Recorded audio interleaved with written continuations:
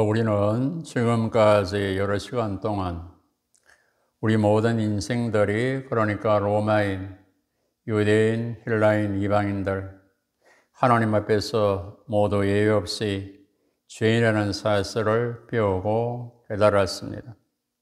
이 말은 우리 인간 스스로는 구원받을 만한 아무 능력도 가능성도 없다는 말입니다.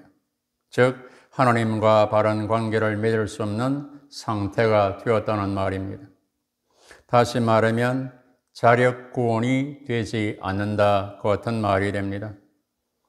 그렇다면 하나님께서 우리 인생을 영원히 멸망하도록 내버려 두신 것인가? 그런데 성경은 이렇게 말씀하고 있습니다. 먼저 구약에서 에스겔 18장 23절에 주 여호와의 말씀이니라. 내가 어찌 악인이 죽는 것을 조금인들 기뻐하랴. 그가 돌이켜 그 길에서 떠나 사는 것을 어찌 기뻐하지 아니하겠느냐. 그러니까 악인이 죽는 거 기뻐하지 않는다. 악인이, 죄인이 구원받는 것을 기뻐한다는 말입니다. 에스겔 33장에서도 주 여호와의 말씀이니라. 나의 삶을 두고 맹세하노니 나는 악인이 죽는 것을 기뻐하지 아니하고 악인이 그 길에서 돌이켜 떠나 사는 것을 기뻐하노라. 이스라엘 족속아 돌이키고 돌이키라. 너희 악한 길에서 떠나라. 어찌 죽고자 하느냐 하셨다 하라 그랬습니다. 하나님은 거듭거듭 악인을, 죄인을 살리고자 한다고 우리에게 가르쳐 줍니다.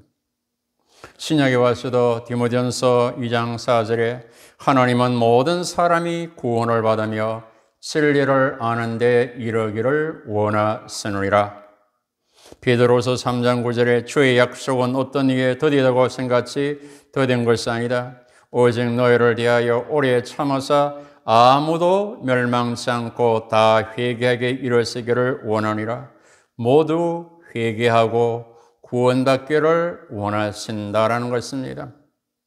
요한복음 10장 10절에서는 도둑이 오는 것은 도둑질을 하고 죽이고 멸망시키는 것뿐이다. 내가 온 것은, 예수님이 온 것은 양으로 생명을 얻게 하고 더 풍성히 얻게 하려 함이라고 말씀합니다.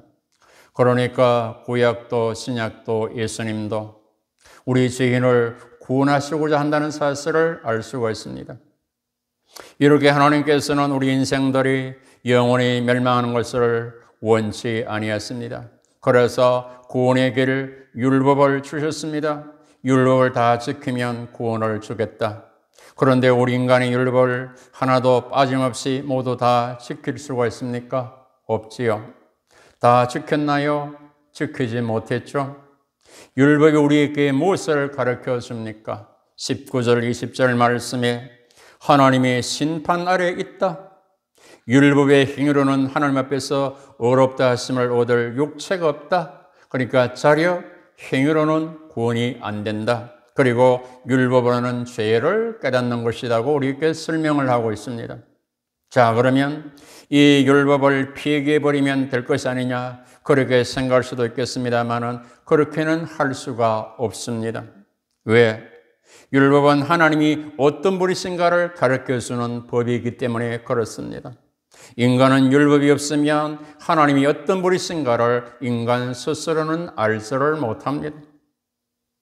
조금 전에 율법은 죄를 깨닫게 한다고 하였는데 이 말씀은 예를 들어서 율법에 거짓말하지 말라고 가르쳐 주기 때문에 우리가 거짓말했을 때 죄가 된다는 것을 알게 되는데, 이 말씀은 또한 하나님은 거짓말 하시지 않는 분이시라는 사실을 가르쳐 주는 그런 말씀이기도 합니다. 즉, 율법을 통하여 하나님이 어떤 분이신가를 우리에게 가르쳐 줍니다. 그래서 율법을 폐기할 수가 없는 것입니다. 동시에 율법은 이미 구원받은 사람이 지키는 법임을 우리는 법임을 알고 또 지켜야 합니다. 율법을 애굽에서 주신 것이 아니라 출애굽 후에 광야에서 주었습니다. 지켜서 구원받는 것이 아니라 구원받았으니 우리는 지켜야 된다는 것입니다. 그 31절에 그런즉 우리가 믿음으로 말미암아 율법을 파괴하느냐? 그럴 수 없느니라. 도리어 율법을 굳세게 세운다라고 말씀합니다. 자, 그렇다면 하나님께서 죄로 말미암아 멸망하는 인생을 어떻게 구원하시는가? 새로운 구원의 길을, 하나님과 관계를 회복시키는 길은 무엇인가? 율법을 다 지키지 못하는 인간을 어떻게 구원시킬 것인가? 즉 죄인을 의인으로 어떻게 받아주시는가? 21절 말씀에 이제는 율법 외에 하나님이 한 의가 나타났으니 율법과 선지자들에게 증거를 받은 것이라. 이제는 이것이 중요합니다. 전환점이 됩니다. 바울께서 모든 때에는 이제와 이전으로 그렇게 나누어지는데, 지금까지는, 그 이전까지는 율법을 지켜야만이 구원의 길이 되는데, 이제는 새 길, 새로운 길, 다른 길이 열렸다 말입니다.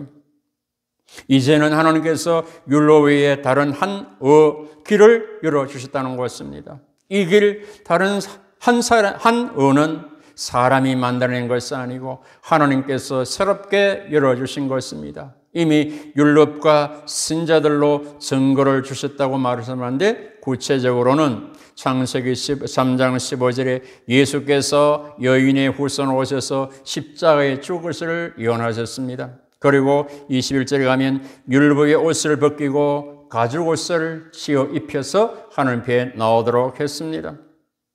가죽을 입히기 위해서는 동물이 죽어야 되고 동물이 피를 흘려야 했습니다. 이거는 장차 예수께서 십자가에서 피를 흘려 의의 옷을 입혀주실 것을 예표하는 것입니다. 선지자를 통해서는 예를 들면 이사야 53장에 예수가 찔림은 우리의 허물 때문이고 그가 상함은 우리의 죄악 때문이다. 그가 징계를 받음으로 우리가 평화를 누리고 그가 채찍에 맺음으로 우리가 나음을 받았도다. 성경은 율법을 따라 그의 모든 물건이 피로서 정결게 되나니 피 흘림이 없은저 사함이 없느니라. 피는 생명이기 때문에 그렇다고 했습니다. 염소, 송아지의 피로 아니고 오직 자기 피로, 예수의 피로 영원한 속죄를 이루사 단번에 성소에 들어가셨느니라고 성경은 증거합니다. 우리는 그리스도 안에서 그의 은혜의 풍성함을 따라 그의 피로 말미암아 속량고 죄 사함을 받았느니라고 말씀합니다. 요에 대해서는 오늘 주보 전면에 나오는 그림을 참조하시면 좋겠습니다. 하나님께서 새롭게 이루신 구원의 길이 구체적으로 뭐냐? 22절 말씀입니다. 곧 예수 그리스도를 믿음으로 말미암아 모든 믿는 자에게 미치는 하나님의 은이 차별이 없느니라. 누구든지 예수를 믿기만 하면 차별 없이 의인이 되어서 구원받는다. 즉 예수를 믿는 믿음의 그 의를 통하여서 구원을 받게 되어진다. 그래서 로마서 10장 11절에서 13절에 성경에 이르기를 누구든지 그를 믿는 자는 예수를 믿는 자는 부끄러움을 당하지 않으니 유대인 헬라인 차별이 없음이라. 한 분이신 주께서 모든 사람의 주가 되사 그를 예수를 부르는 모든 사람에게 부여하시도다. 누구든지 주의 이름을 부르는 자는 구원을 받으리라고 우리에게 증언합니다. 29절 30절 보십시오. 하나님은 유대인의 하나님만이 아니고 이방인의 하나님도 됐으니라. 할례자도 믿음으로 무할례자도 믿음으로 말미암아 의롭게 하심을 하나님은 한 분이시다라고 말씀합니다. 그 믿음으로 말미암아 의롭다 하실 하나님은 한 분이시다는 말입니다. 23절을 보시면 모든 사람이 죄를 범하였으며 하늘 영광에 이르지 못하더니 하나님이 의를 강조하기 위해서 다시 한번 인간의 죄인됨을 강조합니다. 처음 사람은 하나님의 영광, 형상을 받았는데 죄를 범함으로 영광을 하나님과 거절을 잃어버리고 에덴에서 쫓겨났습니다. 여기서 우리 인생에 알아야 될 것 세 가지 있는데 인간은 모두가 죄인이다. 그래서 우리는 모두 다 죽는다. 죽음 외에는 심판이 있다. 그런데 그 영광, 그 형상, 그 교제, 그 경배, 그 기쁨, 그 에덴을 회복시켜주는 것이 구원인데 이 구원을 24절 말씀에서 그래서 예수 안에 있는 성령으로 말미암아 하나님의 은혜로 값없이 의롭다함을 얻은 자 되었다고 오늘 말씀합니다. 예수 그리스도를 믿는 믿음이요, 예수 그리스도 안에 있는 속량 구속이 구체적으로 뭐냐? 25절에 설명합니다. 이 예수를 하나님이 그의 피로서 믿음으로 말미암는 화목제물로 세우셨으니 이는 하나님께서 길이 참으시는 중에 전에 지은 죄를 간과하심으로 자기 의로우심을 나타내려 하심이라 그랬습니다. 예수 그리스도의 피로 우리 죄가 사해지고 속량되고 예수님이 화목제물이 됐으므로 하나님과의 관계가 회복되었다. 하나님께서 예수를 십자가에 내어주심으로 속량받고 의롭게 되고 구원의 새로운 길이 열리게 되었습니다. 그래서 이 길을 히브리서는 우리에게 이렇게 소개합니다. 형제들아, 우리가 예수의 피를 힘입어 성소에 들어갈 담력을 얻었다. 그 길은 우리를 위하여 휘장 가운데 때로 열어놓으신 새로운 살 길이요, 휘장은 곧 육신이라. 예수께서 십자가에서 크게 소리 지르시고 영혼이 떠났을 때 이에 성소의 휘장이 위로부터 아래로 찢어져 내려서 둘이 되었다고 성경은 말합니다. 예수의 육체가 찢어지고 성소의 휘장이 찢어 내림으로 그 예수의 이름, 예수의 피로 우리는 지성소로 들어가게 된 것입니다. 그래서 우리가 마음이 뿌림을 받아 악한 양심으로부터 벗어나고 몸은 맑은 물로 씻음을 받았으니 참 마음과 온전한 믿음으로 우리는 하나님께 나아가야 됩니다. 그러니까 마음도 몸도 양심도 예수의 피로 씻어야 참 마음이 되고 그것이 온전한 믿음이 되는 것임을 말씀합니다. 우리는 여기서 예수의 죽으심에 담겨있는 은혜 그 진리를 몇 가지를 아셔야 됩니다. 먼저 예수 그리스도의 죽으심으로 우리의 대속 구속이 되었습니다. 대신 지불하고 석방시키셨다는 말입니다. 죄인인 내가 죽어야 되는데 예수께서 대신 죽어주셔서 죄값을 대신 치르고 속량과 구원을 시켜주셨다. 그래서 나는 내 것이 아니고 하나님의 것입니다. 예수께서 핏값을 주고 사셨기 때문에 그렇습니다. 우리는 십자가를 바라볼 때마다 나를 위한 대속, 구속, 속량, 구원의 십자가임을 알고 그 사랑에 감격하고 우리는 감사해야 합니다. 그리고 주님이 화목제물 중보자 되셨습니다. 하나님과 원수된 인간을 위해 화목제물이 됐으므로 우리가 은혜에서 은혜의 보좌 앞에 나올 수 있게 된 것입니다. 주님은 십자가를 앞에 놓고서 이 잔을, 이 십자가를 내게서 지나가게 해달라고 하면서도 아버지의 뜻이라면 제겠다 하셨습니다. 그 십자가 지는 것이 결코 쉬운 것이 아니라 것입니다. 인자가 온 것은 섬김을 받으라며 아니요 도리어 섬기려고 자기의 목숨을 많은 사람의 대속물로 줄여왔다고 그랬습니다. 그는 예수는 우리 죄를 위한 화목제물이니 우리만 위할 뿐 아니요 온 세상의 죄를 위하심이라고 성경은 말합니다. 로마서 5장 6절에 우리가 연약할 때 그리스도께서 경건하지 않는 자를 위해 죽으셨다. 8절에 가면 우리가 죄인 되었을 때 그리스도께서 우리를 위하여 죽으심으로 하나님께서 우리에 대한 자기 사랑을 확증했다. 10절에 가면 우리가 원수 되었을 때 예수의 죽으심으로 하나님과 화목이 되고 구원받았다. 내가 연약할 때, 내가 죄인 되었을 때, 내가 원수 되었을 때 예수께서 죽으심으로 우리가 화목되고 구원받았다. 사랑하는 성도 여러분, 예수께서 이렇게 여러분을 나를 위해서 화목제물이 되어주셨음을 깨닫고 감사하며 그렇게 나는 귀한 존재가 되었음을 여러분들이 아셔야 합니다. 그리고 예수 그리스도 십자가에 죽으시면 하나님이 공의를 만족시키는 것을 말합니다. 예수님은 이 세상에 오셔서 우리를 대신하여 우리가 지키지 못하는 율법을 다 지켰습니다. 완전하게 하나도 빠짐이 없이 순종하셨습니다. 우리가 율법을 범해서 받아야 할 모든 형벌을 십자가에서 다 받으셨습니다. 우리가 치료해야 할 죄값을 다 치루어 주셨습니다. 이렇게 예수님께서 하나님이 원하시는 모든 것을 다 지켰습니다. 이것이 의라는 것입니다. 이 예수의 의를 예수 믿는 모든 자에게 전가시켜 주셨습니다. 그래서 우리는 예수를 믿음으로 말미암아 예수 그리스도의 의의 옷을 입게 된 것이고 의인이 된 것입니다. 그러니까 나의 죄는 예수에게 전가가 되고 예수의 의는 나에게 전가가 된 것입니다. 22절 예수를 믿음으로 말미암아 모든 믿는 자에게 미치는 하나님의 은이 차별이 없느니라. 24절 그래서 예수 안에는 성령으로 말미암아 하나님의 은혜로 값없이 의롭다 하심을 얻은 자 되었느니라. 26절 자기의 의로움을 나타내사 자기도 의로웠으며 또한 예수 믿는 자를 의롭다 하려 하심이라. 이것을 한마디로 우리는 이신칭이라고 합니다. 믿음으로 말미암아 우리를 의롭게 봐 주신다라는 말입니다. 우리 성도는 이제 예수님이 입히시는 의의 옷을 입고 믿음으로 나가면 의인으로 취급해 주시고 구원해 주시고 생명을 주시는 것입니다. 이것을 에베소 2장 8절 이하에서 너희는 그 은혜를 인하여 믿음으로 말미암아 구원을 받았으니 이것이 너희에게 난 것이 아니요 하나님의 선물이라.